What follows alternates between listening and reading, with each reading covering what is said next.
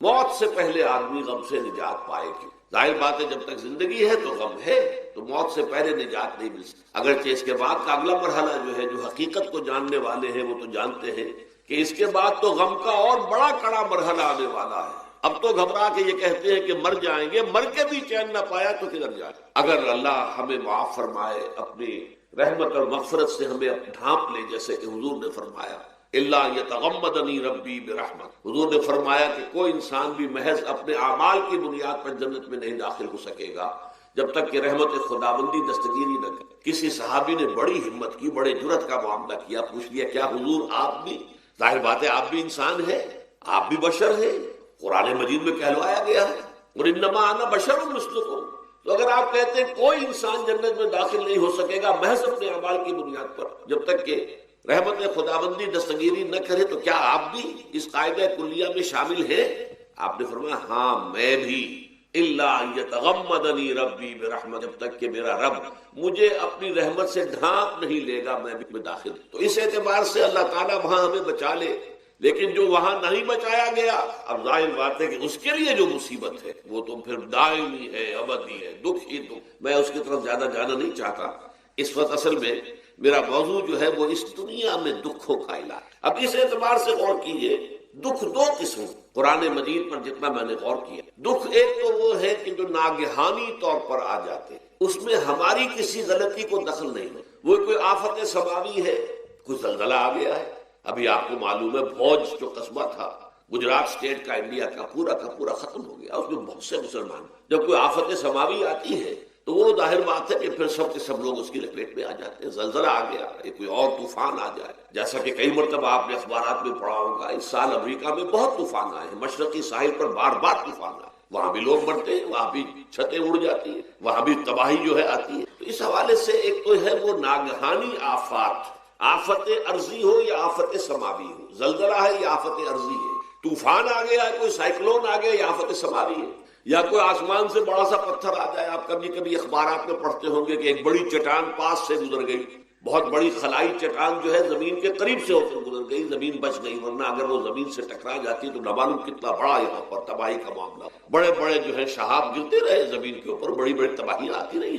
تو ایک تو یہ ہے، اور ان میں بھی تقسیم کیجیے، یہ ناگہانی تکلیف، ناگہانی مصیبت، یا کوئی آفت سماوی یا آفت ارضی، اس کی بھی پھر دو قسمیں ہو گئی۔ ایک وہ کہ جو افراد کو متاثر، انفرادی سطح، آدمی سڑک پر جا رہا تھا، پیچھے سے آ کر کسی گاڑی نے ٹکر ماری، گر گیا، ٹانگ ٹوٹ گئی، اب ظاہر بات ہے کہ اس میں اس کا کوئی قصور نہیں ہے، یہ اللہ تعالیٰ کی طرف سے بات آ گئی ہے۔ یا یہ کہ کوئی اگر اجتماعی سطح پر آیا، جیسا کہ زلزلہ ہے، یا جیسا کہ کوئی سائیکلون ہے، کوئی بڑا طوفان ہے، بہت بڑے فلڈز آ گئے، اس وقت بھی موزمبیق میں بہت بڑا فلڈ آیا ہوا ہے، ساؤتھ افریقہ میں، اور افریقہ میں پچھلے سال بھی بہت بڑا فلڈ آیا تھا، بڑی تباہی آ رہا۔ تو یہ آفت سماوی، یہ ظاہر بات ہے کہ اجتماعی سطح پر آتی ہے، بڑی بڑی مقدار میں، تعداد میں لوگ متاثر، لاکھوں لوگ بے گھر ہو جاتے ہیں، ہزاروں آدمی مارے جاتے ہیں۔ پہلی شکل جو ہے دکھ کی، جیسا کہ میں نے عرض کیا، وہ ناگہانی دکھ، کوئی آفت ارضی، کوئی آفت سماوی، خواہ وہ انفرادی ہو خواہ اجتماعی۔ اس کے ضمن میں کیا علاج ہے؟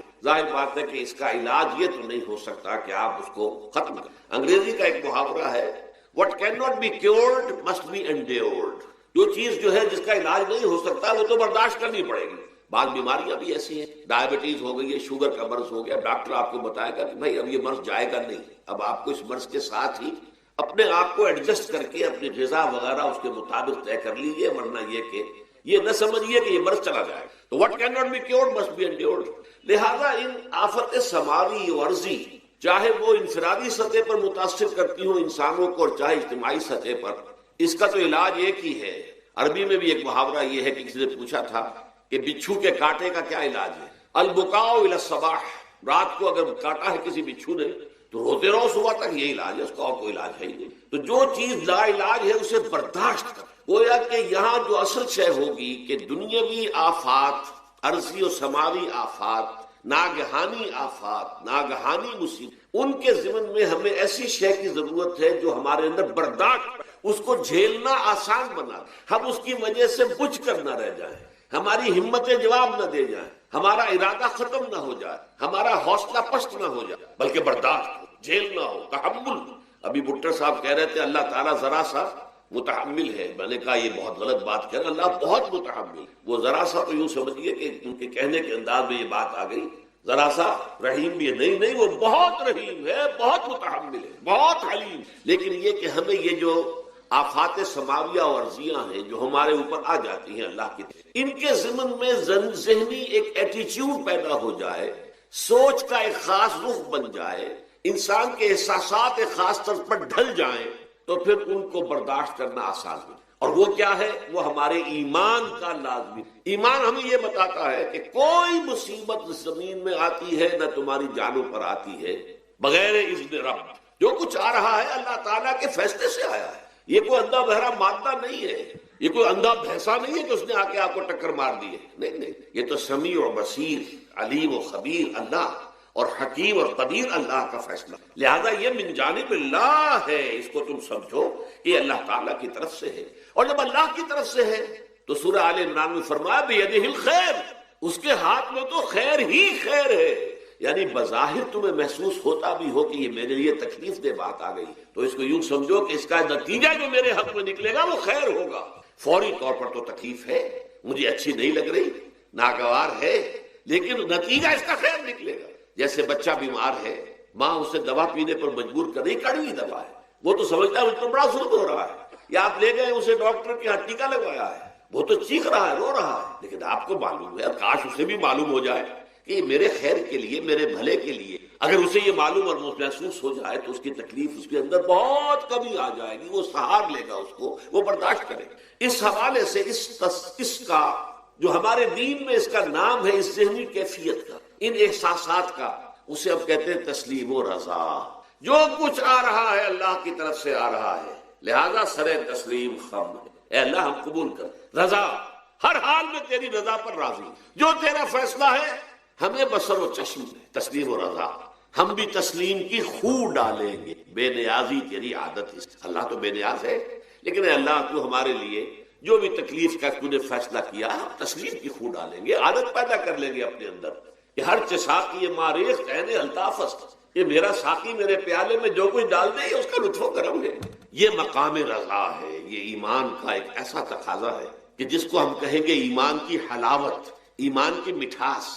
اگر آپ کا منہ کڑوا ہو جائے تو آپ چینی کھاتے ہیں تاکہ منہ کا ذائقہ ٹھیک ہو جائے. اگر تکالیف کی وجہ سے، دکھ کی وجہ سے آپ کے احساسات کے اندر کوئی خرابی پیدا ہو رہی ہے، یہ جو مقام رضا ہے یہ اس کے لیے قند ہے، یہ اس کے لیے چینی ہے، یہ اس کے لیے شہد ہے، یہ اس کی تلخی کو ظاہر کر دینے والی چیز کہ اللہ تیری رضا پر راضی، راضی برضائے رب.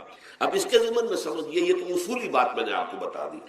اس کی 3 کیفیات ہو سکتی ہیں کیوں اللہ کی طرف سے یہ چیزیں آتی ہیں. سب سے پہلی شے ہے، اب وہ جو آیات میں نے سنائی تھی وہ سن لیجیے پہلے ترجمہ. سورہ تغابن میں فرمایا ما صاب من مصیبت الا باذن اللہ. دیکھو کوئی مصیبت تم پر نہیں آ سکتی، نہیں آتی مگر اللہ کے. ومن یؤمن باللہ، اور جو شخص اللہ پر ایمان رکھتا ہو، یہد قلبہ، اللہ اس کے دل کو ہدایت دے دے، اس کے دل کو سکون عطا کر. وہ راضی برضائے رب، اس میں شکوہ نہیں رہتا، اس میں شکایت نہیں، اس میں تلخی نہیں ہوتی. کیوں ہو گیا، کیسے ہو گیا، کیوں ہو گیا، نہیں ہونا چاہیے. یہ سارا جو پیچ آدمی کھاتا رہتا ہے اندر ہی اندر، وہ جو پیچ کھا رہا ہے، یہ سب پیچ سے نجات نہیں. برو کشید سے پیچا کہ ہستمود مرا، کہ اقدہا کے مقام رضا کشود مرا. یہ پیچ کھانا جو ہے، پیچا کے ہستمود، اس سے اللہ تعالیٰ نے مجھے نجات دے دی ہے مقام رضا کے ذریعے سے. کتنے بڑے بڑے عقدے میرے حل ہو گئے اس مقام رضا سے. کہ اقدہا کہ مقام رضا کشود میرا، میرے تو بہت سے عقدے اس سے حل ہو گئے. اس حوالے سے ایک موٹی بات تو یہ ہو گئی، لیکن اب اس کو 3 حصوں میں تقسیم. پہلی بات یہ کہ یہ اللہ کی طرف سے آزمائش، میرا بندہ اس پر صبر کرتا ہے یا نہیں، یا میرے خلاف بکواس کرنے پر آمادہ ہو. اللہ تو ایسا ہے، اللہ نے تو ہم پر کبھی کرم کیا ہی نہیں، اللہ تو ظالم، معاذ اللہ معاذ اللہ معاذ اللہ. کہیں ایسا تو نہیں، میرا بندہ جو ہے تکلتا ہے میری وجہ سے، یہ سمجھ کے کہ اللہ کی طرف سے آئی. یہ صبر جو ہے یہ بہت بڑی کامیابی ہے اگر انسان کو. اور اس صبر کے نتیجے میں 2 اور باتیں پیدا ہوتی. یہ مضامین علیحدہ علیحدہ دروس کے اندر آتے رہے ہیں، لیکن آج ایک نئے عنوان کے تحت جمع ہو کر. پہلی بات یہ ہوتی ہے کہ یہ امتحان کا نتیجہ کیا نکلتا ہے کہ کہ آپ نے ایک امتحان پاس کیا تو آپ کے اگلے درجے میں ترقی ہو. 5ویں کا امتحان پاس کر لیا نا، 6 میں جائیں گے. اب 6ٹھی کا امتحان پاس کریں گے تو 7 میں جائیں گے. 7ویں کا پاس کریں گے تو 8ویں میں. درجہ بدرجہ انسان کی دینی، ایمانی اور روحانی ترقی کا ذریعہ یہ آزمائش میں. جتنا اس میں صبر ہوگا، جتنا اس میں تسلیم و رضا جو ہے آپ حاصل کرتے جائیں گے تو آپ کے درجے بلند ہوتے جائیں گے. آپ کا امتحان کڑے سے کڑا آئے گا، بڑے سے بڑا آئے گا، مشکل سے مشکل تر آئے گا.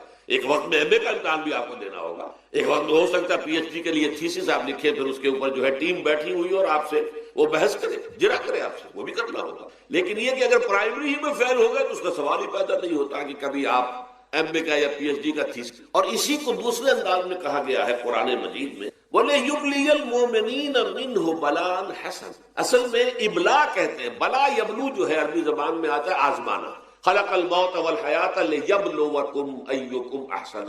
یہی معنی ابتلا کے میں، ابتلا یبتلی آزمانا. ابلا یبلی جو آتا ہے باب افعال سے، اس میں آتا ہے کسی کو کسی تکلیف میں ڈال کر اس کو نکھارنا، کہ اس کا جوہر نکھر جائے، اس کے اندر جو خیر ہے وہ اور چمک جائے، لوگوں کو بھی معلوم ہو جائے کہ یہ شخص اس مقام کا ہے، اس کے اندر یہ صلاحیت ہے، اس میں یہ قوت موجود. تو یہ گویا کہ اہل ایمان کی صلاحیتوں کو نکھارنے کے لیے اور ان کے درجات کی ترقی کے لیے بھی اللہ تعالیٰ دنیا کے اندر یہ مصیبتیں اور امتحانات جو ہیں آزمائش کے حوالے سے افراد پر بھی، اجتماعی طور پر بھی. اور ایک اس کا اور بھی ہے، اہل ایمان پر اس طرح کے ابتلاء و آزمائش کی ایک نوعیت اور بھی ہے، اور وہ یہ ہے کہ جو بھی آپ سے غیر ارادی طور پر یا یہ کہ آپ نے کوئی گناہ ارادی طور پر بھی کر لیا، اللہ تعالیٰ اس کی سزا اسی دنیا میں دے کر آخرت کی سزا سے محفوظ کر دیتا.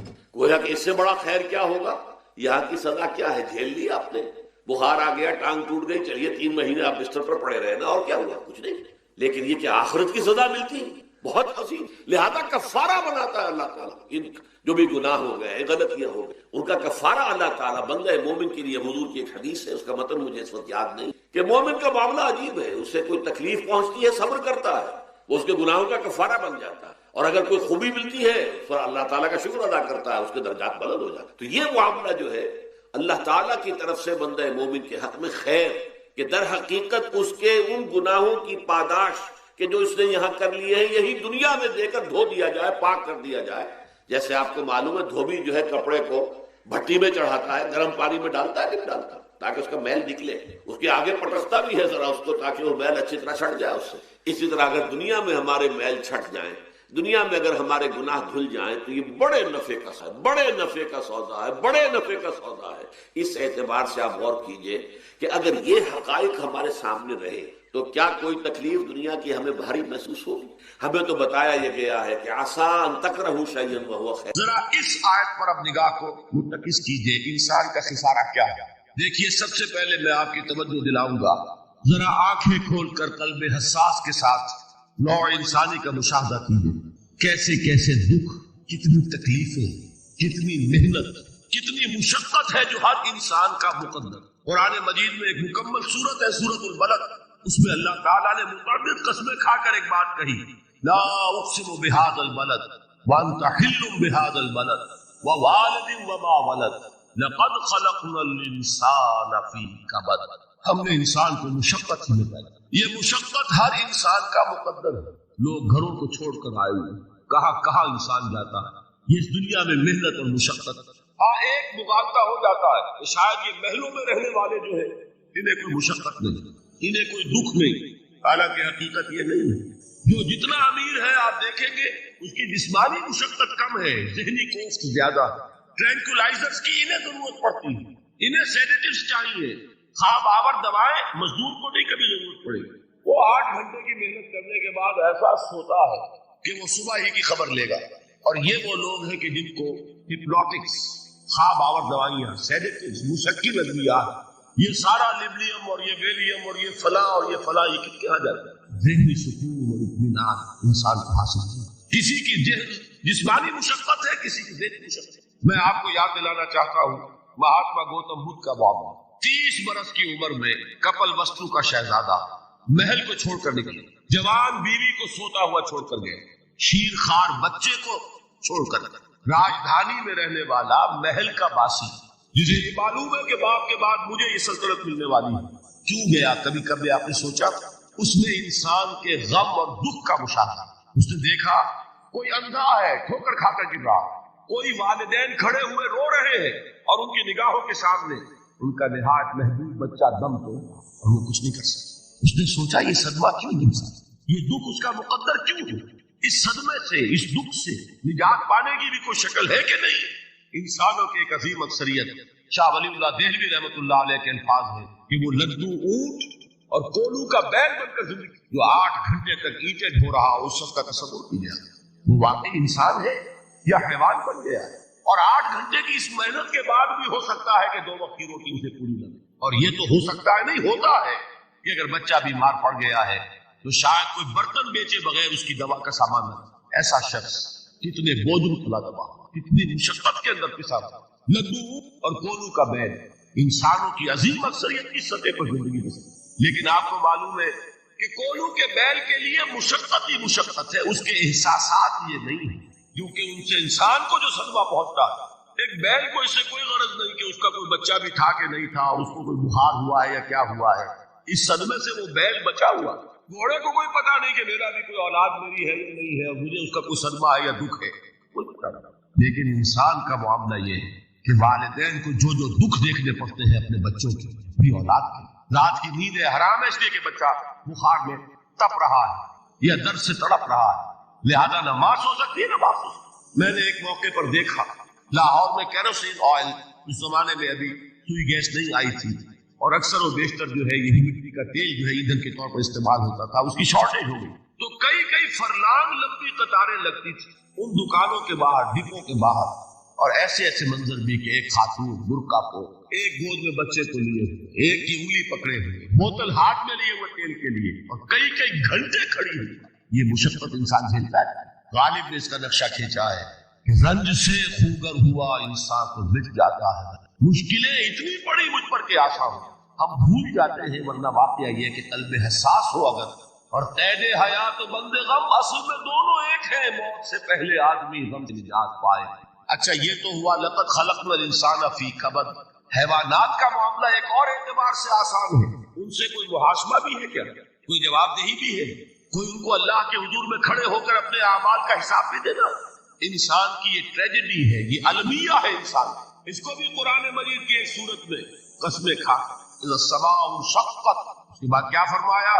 یا ایھا الانسان انک کادح الی ربک کدحا فملاقی، اے انسان تیرا المیہ، تیری ٹریجڈی اس سے کہیں بڑھ کر ہے، تجھے صدمے پر صدمے جھیلتے ہوئے، مشقت پر مشقت برداشت کرتے ہوئے ایک روز اپنے رب کے حضور میں بھی کھڑا ہو، جواب دہی بھی کر۔ اس دن کے حساب سے، اس دن کے احساس سے جو بڑے ہماری امت کے عظیم جو گلے سرسبز ہیں، ان کا یہ حال آپ نے پڑھا ہوگا۔ حضرت ابوبکر صدیق رضی اللہ تعالیٰ عنہ وہ ایک عجیب کیف کے عالم میں فرمایا کرتے تھے، کاش میں درختوں پر چہچہاتی ہوئی چڑیا ہوتا جس سے حساب کتاب نہیں، کاش کہ میں گھاس کا تنکا ہوتا جو آج ہے اور کل آگ میں جلا دیا جائے، ختم ہو، اس سے محاسبہ کوئی، وہ جس کے احساس سے کہ حضرت عمر جو ہے اپنے انتقال کے وقت سخت بے چین، ان کے بیٹے حضرت عبداللہ ابن عمر رضی اللہ تعالیٰ عنہما ان کا سر جو ہے وہ اپنے زانوں پر رکھ لیا تو کہا نیچے ڈال دیا، ایک عجیب بے کلی اور بے چین۔ انہوں نے کہا ابا جان آپ کیوں پریشان ہیں؟ آپ تو عشرہ مبشرہ میں سے، آپ کو تو اللہ تعالیٰ نے جنت کی بشارت حضور کے ذریعے سے اس دنیا میں کی۔ حضرت عمر فرماتے کہ خدا کی قسم اگر قیامت کے دن عمر برابر سرابر پر چھوٹ گیا تو بہت بڑی کامیابی۔ یہ احساس حضرت علی کا حال کیا ہوتا ہے؟ ابھی جو آپ نے حافظ صاحب سے سنا، یہ حضرت علی کا معاملہ کہ ایک تیر پیوست ہو گیا تھا، کسی طرح نکل نہیں رہا تھا۔ حضرت علی نے فرمایا کہ اچھا چھوڑو مجھے، میں نماز کی نیت پڑھتا ہوں۔ نماز کی نیت پڑھتے تھے تو لرزتے تھے، کہا کس کے سامنے کھڑا ہوں اور کس کے سامنے مجھے ایک دن جواب دہی کے لیے کھڑا ہونا ہوگا۔ لن تزولا قدم ابن آدم، حضور نے خبر دی ہے ابن آدم کے قدم ہل نہیں سکیں گے، جیسے مجرم کھڑا ہوتا کٹہرے کے اندر، اس کٹہرے میں سے ہل نہیں سکو گے، حتی یسأل عن خمس، جب تک کہ 5 چیزوں کا حساب نہ لے لیا۔ وہ 5 چیزیں کیا ہے؟ کان کھول کر سنیے۔ عن عمرہ فیما افنا، عمر کا حساب دو، یہ 80 برس اور 70 برس ہم نے تمہیں دنیا میں دیے، کہاں ضائع کی؟ وعن شبابہ فیما ابلا، اور خاص طور پر جوانی کا دور، امنگوں کے دن، ولولے ہوتے ہیں، قوت ہوتی ہے، توانائی ہوتی ہے، آدمی چلتے ہوئے زمین پر پاؤں مارتا ہے، قوت جو ہے وہ اپنا اظہار چاہتی ہے۔ یہ جوانی کہاں گلائی؟ حساب ایک ایک لمحے کا حساب، مال ہی من این اکتسبہ وفیما انفق، ایک ایک پائی کا حساب دو، مال کا کہاں سے کمایا تھا، حلال سے کہ حرام سے، اور کہاں خرچ کیا تھا، گلچھروں میں، عیاشیوں میں، یا نیکی کے کاموں میں، ادائے حقوق میں، اللہ کے دین کے لیے۔ 4 سوال ہو گئے، 2 زندگی کے بارے میں، ایک زندگی پوری بحیثیت مجموعی کہاں کس کام میں لگا، اور خاص طور پر شباب کا دور کہاں لگا۔ 2 سوال مال کے بارے میں، کمایا کہاں سے، حلال سے کہ حرام سے، جائز سے کہ ناجائز سے، خرچ کہاں کیا، اور آخری سوال وعما عمل فیما علم، جو علم حاصل کیا تھا اس میں عمل کتنا کیا، علم کے انبار لگاتے چلے گئے اور عمل کے آغاز کی بھی نوبت نہ آئی۔ یہ علم جو ہے یہ اس روز سب سے بڑا وبال بن جائے گا، اتنا علم اور عمل کچھ نہیں، بجائے کہ کریڈٹ کا ذریعہ بنے یہ الٹا ڈیبٹ کا کھاتا بنے۔ یہ جواب دہی کا احساس ہے کہ جس کی وجہ سے انسان کی ٹریجڈی جو ہے وہ دوہری ہے۔ کوئی حیوان اتنے بوجھ تلے نہیں، مشقت کی، محنت کی، اس زندگی میں ختم ہوئے، اس کے بعد کوئی محاسبہ نہیں۔ اس کو بھی غالب نے خوب کہا کہ اب تو گھبرا کے یہ کہتے ہیں کہ مر جائیں گے، اور مر کے بھی چین نہ پایا تو کدھر۔ یہ ہے وہ ہیومن ٹریجڈی، اور وہ یہ ہے کہ اس قیامت سے پہلے پوری دنیا میں حق کا بول بالا ہو۔ اچھا، یہ وہ بات ہے جو دنیا کے اکثر مذاہب ہیں، اکثر مذاہب، اور خاص طور پر جو 3 یہ مذاہب ہیں جنہیں ابراہیمی مذاہب کہا جاتا ہے، یہودیت، عیسائیت اور اسلام، جو صراحت کے ساتھ یہود کے ہاں بھی عقیدہ موجود، عیسائیوں کے ہاں بھی ہے، مسلمانوں کے ہاں بھی ہے، کہ اس سے پہلے، اس کائنات کے ختم ہونے سے پہلے، اس زمین کی قیامت آنے سے پہلے، اس پر اللہ کا دین غالب، کنگڈم آف ہیون اور ارتھ۔ اور یہی بات حضرت مسیح نے کہی تھی اپنے اس وقت کے جن یہودیوں سے مخاطب، ریپینٹ، توبہ کر لو، for the kingdom of heaven is at hand. اب جو وہ ہے آسمانی بادشاہ آیا چاہتی، وہ آسمانی بادشاہ تھی حضور کا ظہور صلی اللہ علیہ وسلم، جس سے کہ وہ آسمانی بادشاہت قائم ہوئی اور پھر پھیلی کتنے بڑے علاقے میں۔ لیکن بہرحال پوری دنیا میں نہیں پھیل سکے، اس کے اسباب کیا تھے وہ اس وقت میرا موجود نہیں ہے، لیکن پھیلنا ہے۔ اس سے قبل کیا ہونا ہے، یہ جو تیسری بات میں نے کہی ہے، اس پر آپ کو یقین ہونا چاہیے، اس لیے کہ احادیث صحیح آتی ہے۔ قرآن مجید کا سورہ کبریٰ دلالت کرتا ہے اس پر کہ حضور کو بھیجا گیا غلبہ دین کے لیے، اور بھیجا گیا پوری نوع انسانی کے لیے۔ تو جب تک پوری نوع انسانی پر دین غالب نہ ہو تو حضور کا مقصد بعثت ابھی مکمل نہیں۔ اسی کو اقبال نے کہا تھا، وقت فرصت ہے کہاں، کام ابھی باقی ہے، نور توحید کا اتمام ابھی باقی ہے۔ یہ چمن معمور ہوگا نغمہ توحید سے، ایک وقت آئے گا یہ پورا یہ قرآ جو ہے نغمہ توحید کے ساتھ اس کا جو ہے گونج جائے گا، لیکن یہ کہ ابھی تو نہیں ہوا ہے، نہ ہونا ہے۔ اس سے پہلے کا معاملہ ایک ہے کہ جس کی خبریں دی گئی ہیں، اور وہ ہے کہ قیامت میں اس نظام دین حق کے غالب ہونے سے پہلے بڑی خوفناک جنگوں کا ایک سلسلہ ہے جی خبریں دی۔ یہ یہود کے ہاں بھی ہیں خبریں موجود، عیسائیوں کے ہاں بھی ہیں، جو بائبل کا آخری باب ہے ریولیشنز آف سینٹ جان، وہ کاشفات یوحنا ترجمہ کیا جاتا ہے، اور حضور کی احادیث پہ بھی ملاحم، باب الملاحم، یہ بہت سی کتابوں کے اندر باقاعدہ ابواب ہے، ایک باب الملاحم، جنگوں کا۔ ان میں سے ایک جنگ وہ ہے جسے کہا ہے اس یوحنا کی مکاشفات میں آرمگدان، اور غالباً اسی کو حضور نے قرار دیا ہے الملحمۃ العظمیٰ، عظیم ترین جنگ، الملحمۃ۔ تو یہ بھی یقینی چیزیں ہیں کہ یہ ہونے والی ہے۔ یہ ملاحم کیوں ہوں گے؟ آپ اس میں اچھی طرح سمجھ لیجئے کہ اس میں ایک تو ہے عذاب اکبر جو آئے گا یہودیوں، ایک ہے عذاب اصغر جو آئے گا مسلمانوں۔ میں نے یہ آج سے 20 سال پہلے کتاب لکھی تھی جو مختلف، پہلے تو نوائے وقت کے اندر کالم کی شکل میں شائع ہوئی تھی، پھر یہ کہ موجودہ اور سابقہ مسلمان امتوں کا ماضی، حال اور مستقبل، غالباً اس وقت آؤٹ آف پرنٹ ہے وہ کتاب۔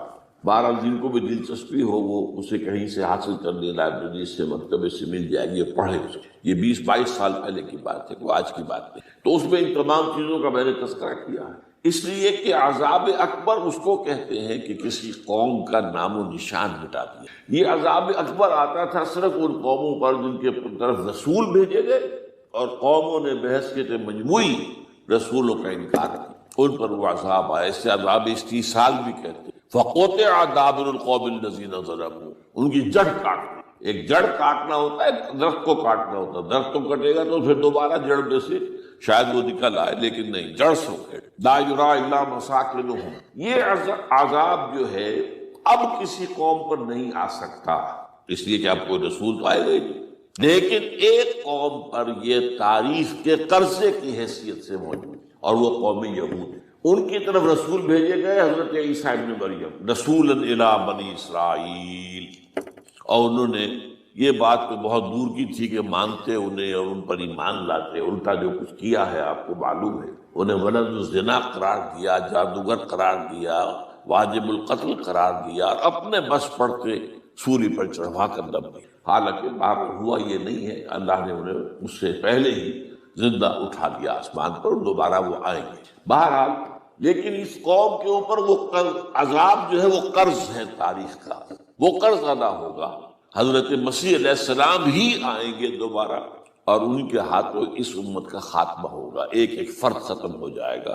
یہ جب میں نے یہ باتیں کہی تھی تو امریکہ میں یہودیوں نے بڑا شور مچایا، میرے خلاف جو ہے ان کی ایک مہم نکلی یہودیوں کی طرف سے کہ اس کی کتابیں وغیرہ، اس کے ویب سائٹ بند کرو، یہ جو ہے اینٹی سیمیٹک ہے، یہ کہتا ہے سب یہودی قتل ہو جائیں گے۔ یہاں پر بھی جو میرے ساتھ ایک ڈائیلاگ کرنے کے لیے 12 پروفیسر آئے تھے امریکہ وغیرہ سے، ان میں سے جو یہودی تھا تو اس نے بہت ناراضگی کا اظہار کیا، آپ کہتے ہیں سارے یہودی ختم کر دیے جائیں گے، یہ بات ظاہر بات ہے پیلیٹیبل نہیں ہے۔ لیکن پھر ہمارے ساتھی جو وہاں پر تھے امریکہ میں پریشان ہوئے کہ آپ کے خلاف یہاں پر اب یہ مہم شروع ہو، تو انہوں نے بتایا کہ جو زائنسٹ ہے، جوش زائنسٹ، اور اس کے ساتھ ہے کرسچن زائنسٹ۔ کرسچن زائنسٹ کا رسالہ نکلتا ہے ٹرمپٹ، جو فلاڈلفیا ٹرمپٹ، اس کے مدیر نے خود لکھا ہے کہ 80% یہودی قتل ہو جائیں گے۔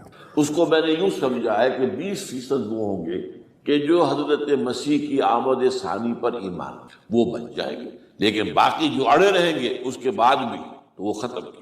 تو یہ عذاب الاکبر جو ہے تاریخ کا ایک قرض ہے کہ جو ادا ہوگا، ورنہ کسی اور قوم پر یہ عذاب اکبر اب نہیں۔ لیکن دوسرے درجے میں یہ عذاب ہوگا امت مسلمہ پر۔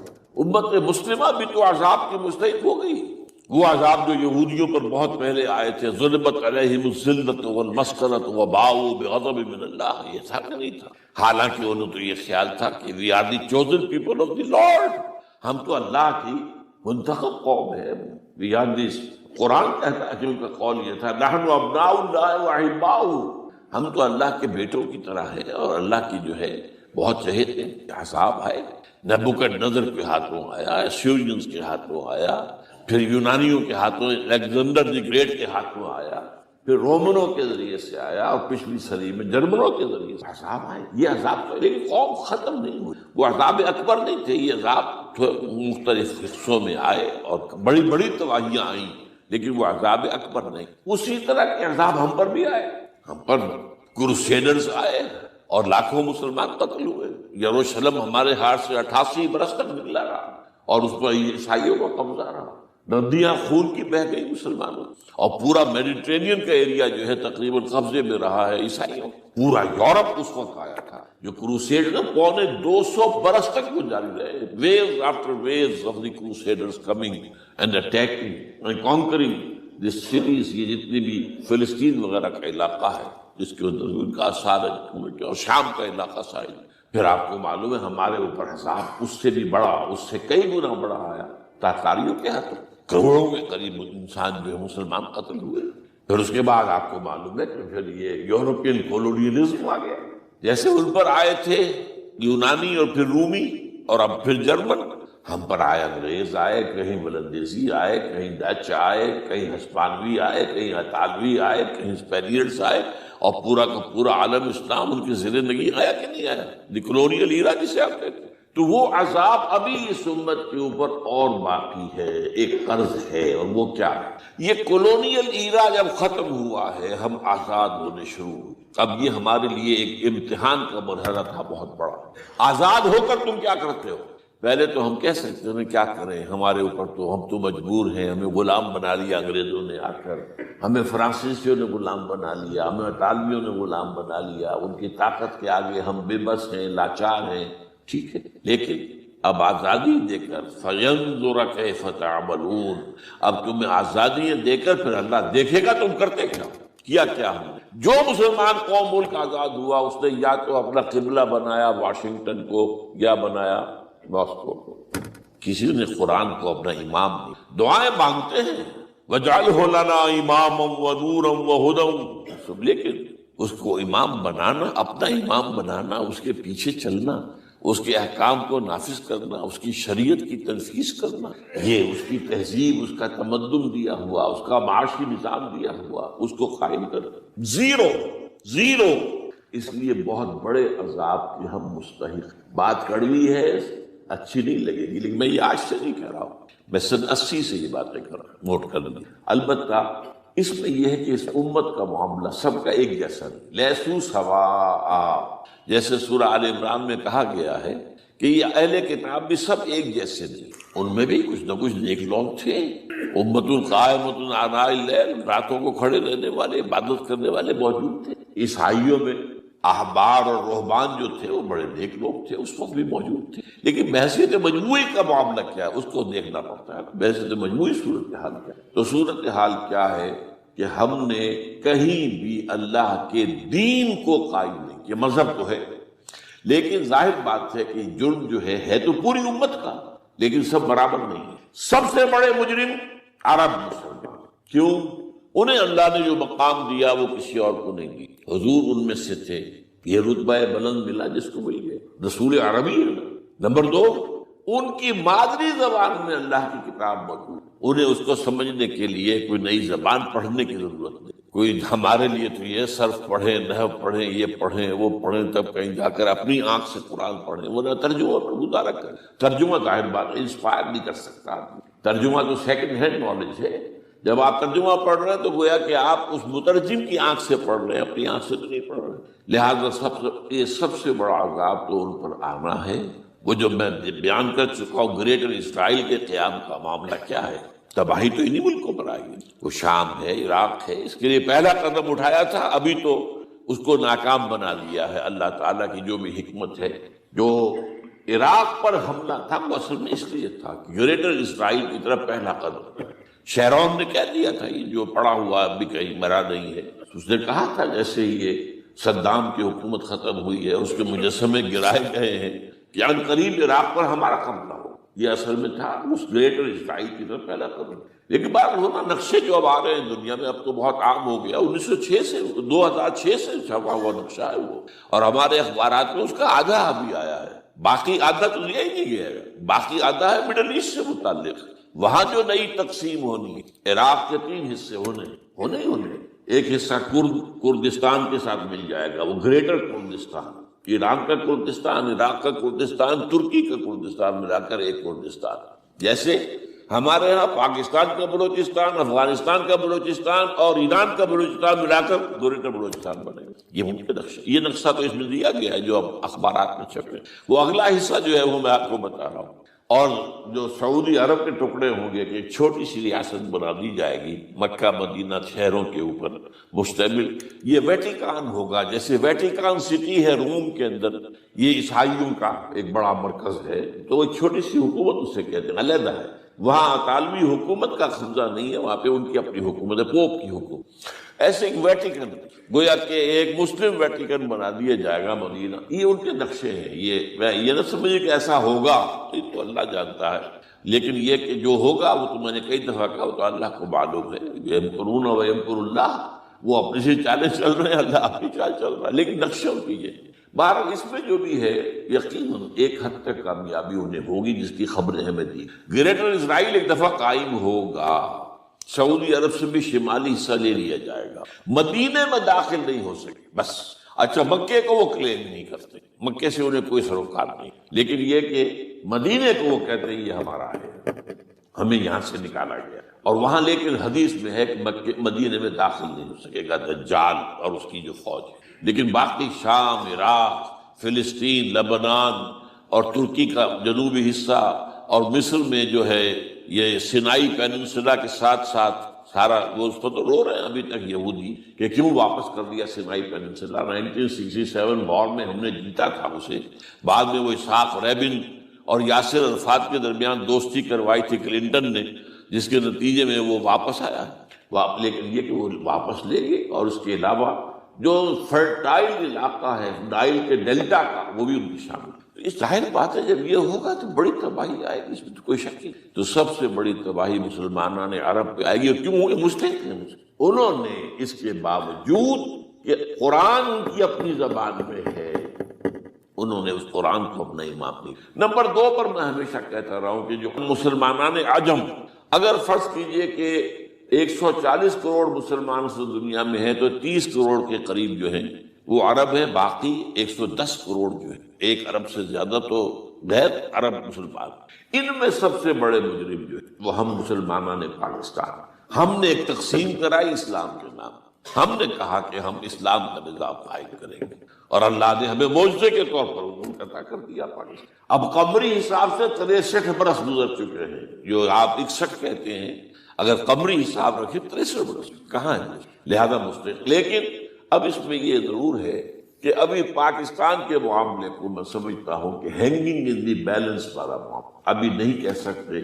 اللہ تعالیٰ شاید کوئی توفیق دے دے، کوئی معجزہ ہو جائے، کیونکہ میرا تو یقین یہ ہے کہ یہ قائم بھی معجزے سے ہوا ہے، جس پر میں نے تفسیراً کتاب میں لکھا ہوا ہے اپنی استحکام پاکستان، اور اب کوئی دوبارہ معجزہ ہو سکتا ہے۔ اور معجزہ کیا ہوگا کہ پوری قوم میں توبہ کی ایک کیفیت پیدا ہو جائے، اللہ کے کرنے سے ہو سکتی۔ تمام انسانوں کے دل جو ہے اللہ کی 2 انگلیوں کے مابین ہے، حضور نے ہمیں خبر دی، جدھر چاہتا ہے تو کوئی عجب نہیں کہ ایسا ہو جائے۔ بہرحال اس اعتبار سے میں آپ سے عرض کر رہا ہوں کہ یہ پاکستان کے بارے میں نے جو آپ کو 2 آیتیں سنائی ہیں سورہ انبیاء کی، اس آخر کے حصے میں آئی ہیں سورہ انبیاء۔ وَإِنْ أَدْرِي أَقَرِيبٌ أَمْ بَعِيدٌ مَا تُوعَدُونَ۔ دیکھو لوگوں، مجھے یہ معلوم نہیں ہے کہ جس عذاب خداوندی کا تم سے وعدہ کیا جا رہا ہے وہ قریب آ گیا یا دور ہے۔ یہ حضور سے کہا جا رہا ہے، قل، آپ یہ کہہ دیں اِنْ أَدْرِي أَقَرِيبٌ أَمْ بَعِيدٌ مَا تُوعَدُونَ۔ ساتھ ہی یہ بھی فرمایا وَإِنْ أَدْرِي لَعَلَّهُ فِتْنَةٌ لَكُمْ وَمَتَاعٌ إِلَىٰ حِينٍ، اور مجھے نہیں معلوم، ہو سکتا ہے کہ یہ تمہارے لیے ایک فتنہ بن کر معاملہ آ گیا ہو اور ابھی تمہیں اور مہلت دینی۔ اس حوالے سے ہم نہیں کہہ سکتے۔ اب آپ کو معلوم ہے، میں تفصیل سے بیان کر چکا ہوں جس طریقے سے مجموعی طور پر پاکستان میں گھیراؤ کیا گیا ہے، اور جس طریقے سے یہ جتنا نیو کونز کا اور کرسچین اور جو جیوش زائنس ہیں، اور اب ان کے اندر اضافہ کیجیے اب ہندو زائنس کا، اب یہ جس طریقے سے گھیرے کے اندر لے رہے ہیں پاکستان، جس طرح بھارت کی فوج افغانستان میں بھی آ رہی ہے، اس نے اپنے کتنے قونصل خانے کھولے ہوئے ہیں افغانستان میں، کس لیے؟ جو کچھ وہ ہو رہا ہے بلوچستان کے اندر، جو کچھ ہمارا پورا صوبہ سرحد ہے، اور اس سے آگے بڑھ کر جو کچھ کراچی میں ہو رہا ہے، یہ سارے معاملات جو ہیں وہ دیکھ لی تو گویا کہ باہر سے ہمارا گھیراؤ مکمل ہو چکا ہے۔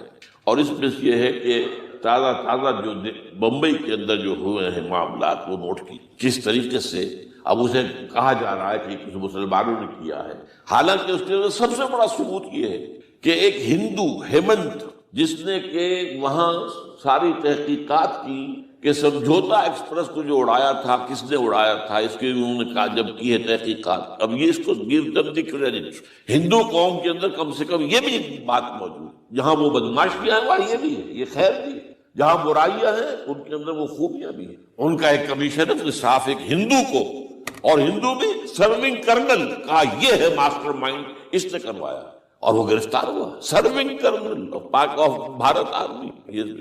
تو اب ظاہر بات ہے کہ اس کو مارا گیا ہے بمبئی میں، اس کو مسلمان کاہے کو مارے گے؟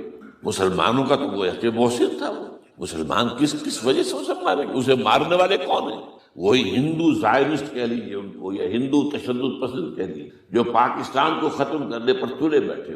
یہ ان کا در حقیقت کام ہے کہ اس شخص نے اتنی بڑی حرکت کی کہ ہمیں جو ہے ہماری سازش کو بے نقاب کر دی۔ تو اصل میں لیکن یہ سب کچھ جو ہو رہا ہے وقتی طور پر تو بہت ذرا طوفان اور جوش آیا تھا، معلوم ہوتا تھا کہ شاید 9/11 والا معاملہ جو تھا نیو یارک کا، اس کے نتیجے میں جو ایک دم امریکہ جو ہے نکلا ہے غصے کے اندر، اور پوری قوم اس کی کھڑی ہو گئی اور پوری دنیا جمع ہو گئی افغانستان پر حملے کے لیے۔ شاید ایسا معاملہ ہو جائے، لیکن نہیں، اللہ کا شکر یہ معاملہ جو ہے ان ادری لعلہ فتنۃ لکم ومتاع الی حین۔ ابھی کل کی جو تازہ ترین رپورٹ ہے وہ یہ ہے کہ اوباما کو بریفنگ دی گئی ہے کہ پاکستان کے جو نیوکلیئر بامبس ہیں وہ ولنریبل ہیں اور ان کے اندر اندیشہ ہے کہ وہ جو ہے شدت پسندوں کے ہاتھ میں نہ پڑ جائے۔ اس کو کوئی نہ کوئی بہانہ انہوں نے بنانا، یہ جو میں آپ سے عرض کر چکا ہوں۔ کچھ ہمارے لوگوں کو یہ امیدیں ہو گئی تھی براک اوباما کے آنے سے، یہ میں نے پھر اس کے بعد ایک مضمون میں پڑھا ہے، آپ کے لیے بھی نئی بات ہوگی۔ براک کا لفظ جو ہے اس میں یہ بھی اسلامی ہے، یہ برکت سے ہے، اس لیے کہ اس کا باپ جو ہے وہ سواحلی علاقے کا، سواحلی زبان جو ہے، کینیا کا ساحلی علاقہ جو ہے وہ سواحلی زبان جو ہے اس میں عربی کی بڑی آمیزش، کیونکہ وہ تو بہت قریب ہے نا، اس عرب سے کتنا فاصلہ ہے، وہ درمیان میں وہ ریڈ سی ہے، بڑا چھوٹا سا سمندر، تو سواحلی زبان میں عربی اثرات ہے۔ تو یہ برکت والی بات، جیسے ہم کہتے ہیں کسی کا نام برکت حسین، برکت علی، تو یہ وہ ہے باراک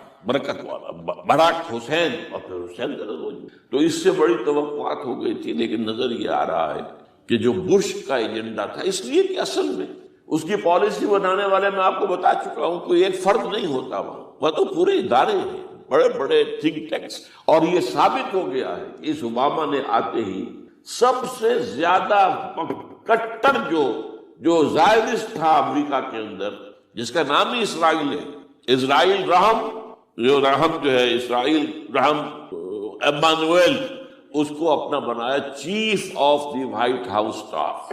اور یہ وہ شخص ہوتا ہے کہ جو گویا کہ جس کے گھیرے میں ہوتا ہے صدر امریکہ کا۔ صدر سے کون مل سکتا ہے یہی فیصلہ کرے گا، کون نہیں مل سکتا یہ فیصلہ کرے گا، کون سی رپورٹ صدر تک جائے گی یہ فیصلہ کرے گا، کون سی رپورٹ روک لی جائے گی یہ فیصلہ کرے گا۔ تو گویا کہ صدر کے کان بھی وہ، صدر کی آنکھ بھی وہ، لہذا صدر جو ہے اس کے تو اوپر اس کا گھیرا ہوتا ہے۔ اور اس سے بھی آگے بڑھ کر نوٹ کیجیے، میں نے آپ کو پہلے بتایا بھی، ساؤتھ ایشیا کے لیے اس نے اپنا ایڈوائزر بنایا ہے ایک ہندو کو، اس کا نام ہے سونال شاہ۔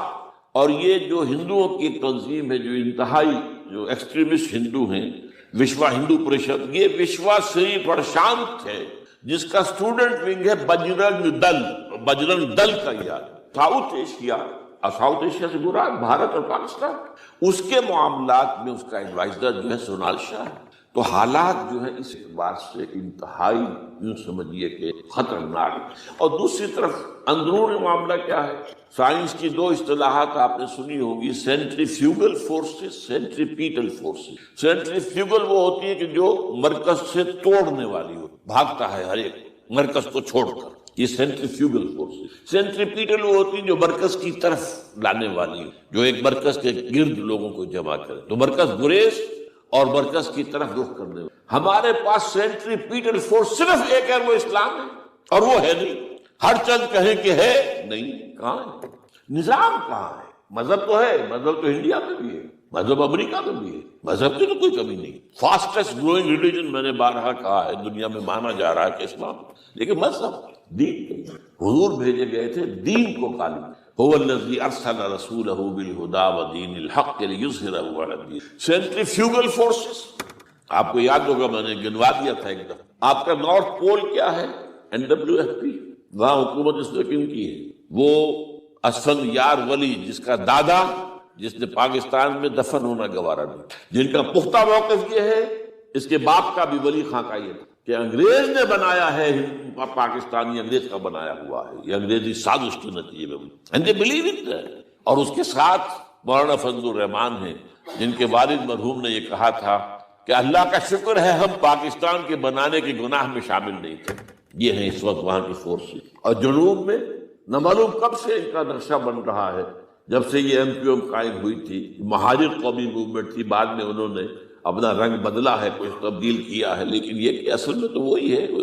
گرگٹ رنگ بدل رہے تو اس کی فطرت تو نہیں بدلتی، ہے تو وہی اردو اسپیکنگ۔ اور اب جو ہنگامے ہو رہے ہیں وہ پختون اور اردو اسپیکنگ کے درمیان ہنگامے ہو رہے ہیں، اور زیادہ پٹھانوں کو مارا جا رہا ہے، ان کی دکانیں جلائی جا رہی ہیں۔ یہ بسیں جتنی جلتی ہیں وہ اس لیے کہ زیادہ تر ٹرانسپورٹ جو ہے وہاں پر وہ پختونوں کے ہاتھ میں۔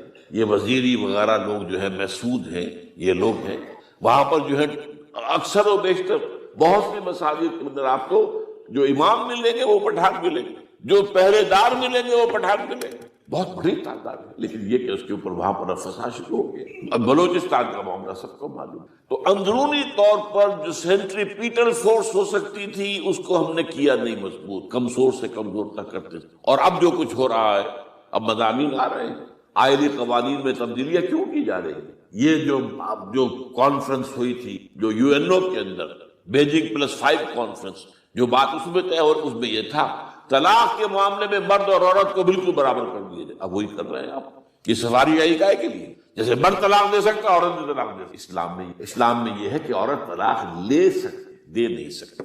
وہ لے گی یا تو شوہر سے خود کہے بھائی تم مجھے آزاد کر دو، تم نے مجھے مہر دیا تھا میں واپس کر دوں، یا یہ آدھا لے لو، یا یہ ہے کہ وہ اپنے بڑوں سے بزرگوں سے اور اس کے بڑوں بزرگوں کو بیچ میں ڈالے، یا عدالت میں جائے۔ عدالت اگر کو قائل کر دے گی کہ عدالت کے واقعی اس کے معاملات ان کے صحیح ہم نہیں نبھ سکتے، وہ سیپریٹ کر دے گی۔ وہ ایک ہے خلا لی جا سکتا، طلاق دی نہیں جا سکتی۔ یہ فرق رکھا گیا اسلام میں، مرد اور عورت اسینشلی برابر ہیں، as human beings they are equal, کوئی فرق نہیں، کوئی اونچا نہیں کوئی نیچا نہیں۔ جو بھی انسان کے اندر شرف انسانیت ہے، اشرف المخلوقات ہونے کا جو مقام حاصل ہے، وہ مرد کو بھی عورت کو، ان میں کوئی فرق نہیں۔ لیکن جب ایک مرد اور ایک عورت مل کر ایک خاندان کی بنیاد ڈالتے، اب وہ برابر نہیں۔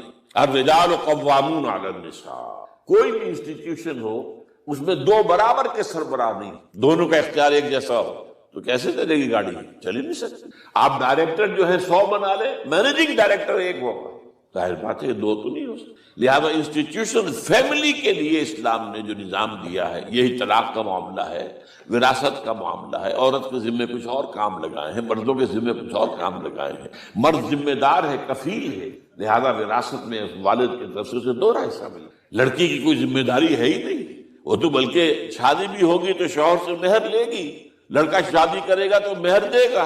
تو یہ تمام چیزیں جو ہے آرٹیکولیٹڈ ہیں، یہ ایک دوسرے کے ساتھ منطقی طور پر جڑی ہوئی ہیں، اور وہ جو ہے تباہ کرنے کا تلے ہوئے ہیں ہمارے خاندانی نظام کو، عورت اور مرد کو برابر کر دیے۔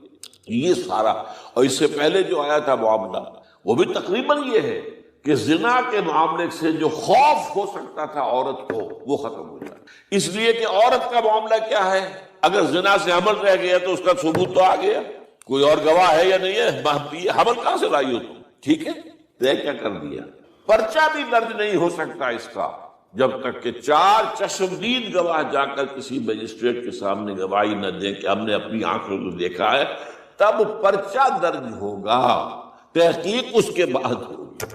یہ کہاں ہوگا؟ اس کا مطلب ہے وہ خوف ختم، تو خوف ہو سکتا تھا جو عورت کو روکتا ہے۔